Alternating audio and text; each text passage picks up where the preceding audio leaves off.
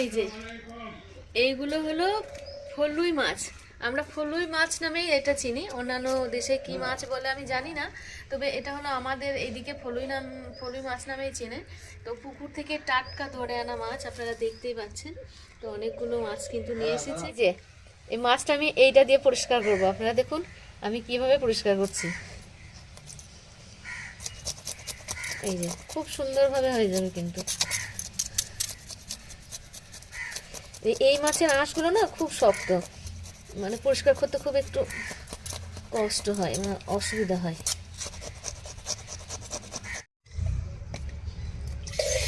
এই যে এবার মাছটা আমার পরিষ্কার করা হয়েছে, এবার মাছটা কেটে নেব। এই মাছগুলো জানেন খুব টেস্ট, ভীষণ স্বাদ এই মাছগুলো, কিন্তু খুব কাঁটা।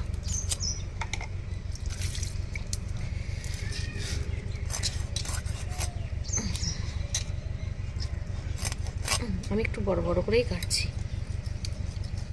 সব মাছগুলো আমি কেটে ধুয়ে পরিষ্কার করে রেখে দিয়েছি, এবং লেবুর রস এবং লবণ দিয়ে আমি ডুবিয়ে রেখেছিলাম। এখন আমি ছেঁকে তুলে নিয়েছি। এখন আমি মাছটা রেডি করব। এখন আমি পেঁয়াজগুলো কেটে নিচ্ছি।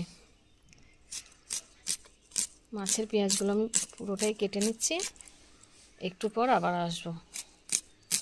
পেঁয়াজ, কাঁচা লঙ্কা, ধনেপাতা সবই কেটে নিচ্ছি। পেঁয়াজটা সবটাই কাটা হয়ে গেছে।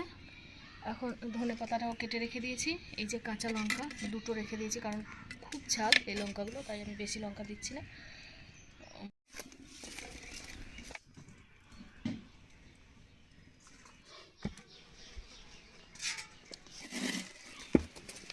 এই যে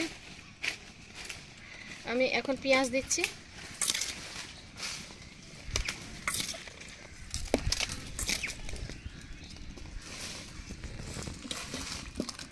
কাঁচা লঙ্কা দিচ্ছি, তার সঙ্গে ধনেপাতা।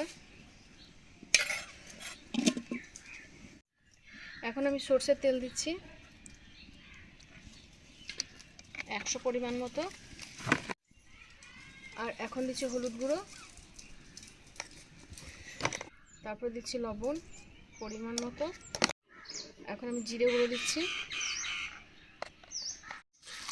এটা হাতে করে খুব সুন্দর করে ম্যাশ করে নিতে হবে, তাহলে এটা ভালো হবে। এখন এটা আমার মাখা হয়ে গেছে, দেখতেই পাচ্ছেন।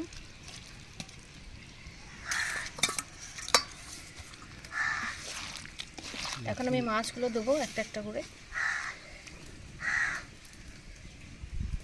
এখন আমি মাখিয়ে দিচ্ছি মাছটা খুব সুন্দর করে, দেখতেই পাচ্ছেন। হাতে মাখা মাছের ঝাল এই মাছটার নাম। এখন আমি জল দেব বা পানি যাই বলেন।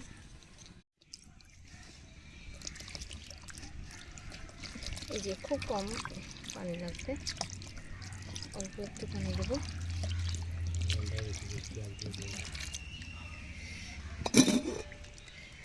এখন আমি বসিয়ে দিচ্ছি চুলোতে।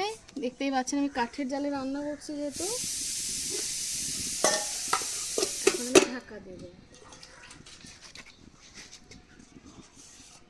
আমি ঢাকা দিয়ে দিচ্ছি, কিছুক্ষণ পর আবার আসবো।